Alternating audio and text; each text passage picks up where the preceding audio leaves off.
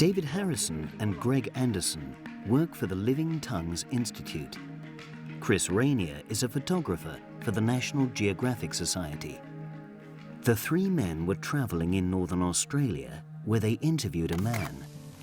He may be the last speaker of a language that most people thought was extinct. Not like my father. Rabbi, my father. There are 7,000 known languages in the world, but more than half of them are expected to disappear in the next 50 years. And when a language disappears, we lose the information about the world that its speakers had. That's why the three men helped create National Geographic's Enduring Voices project. Every 2 weeks around the planet, a language disappears, completely disappears forever and ever. So what we're doing with the Enduring Voices project is really kind of trying to bring awareness to this whole issue of language loss around the planet. After Australia, the team travels on. This time they travel to the extreme northeast of India, a remote area near Bhutan, Myanmar, and China. It's a region where there are many different languages.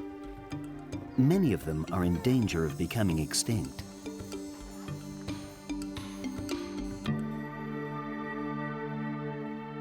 For the team, there are other problems.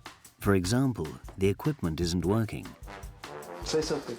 Something that I'm really getting annoyed with this equipment, making it my life a hassle. Go really loud if you can. Hey! Okay, that'll work. Good enough.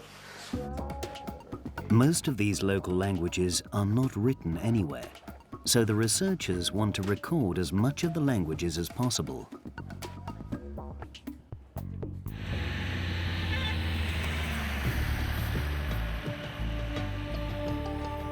The team arrives in a large village called Hong.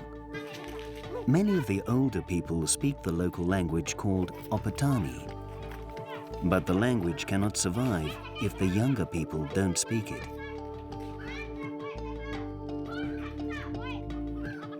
It's very easy in these communities to find young people who are speaking English and Hindi and not speaking the traditional languages. They're neglecting them, they're perhaps even abandoning them. The team spends time trying to find some younger people who speak the language.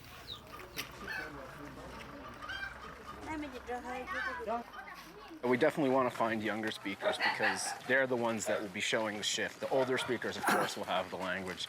So it'll be interesting to see people who've been schooled in the modern times, if they've still kept it. The team meets a young man named Vijay, who speaks English and Opatani. Vijay invites them into his home. A local Indian called Ganesh Murmu helps the researchers while they record basic words of the local language. How you count 1, 2, 3, 4, 1? 1 for 1 we count Ani, Ingi. Each member of the family says some more words. As well as doing their own research, the team trains local people to use special language technology kits.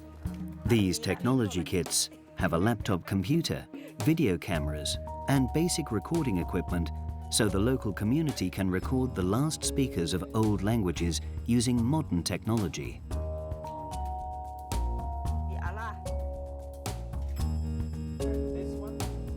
Not only are these languages very small, with just a few thousand speakers in some cases, but their numbers may be decreasing as people shift over to global languages.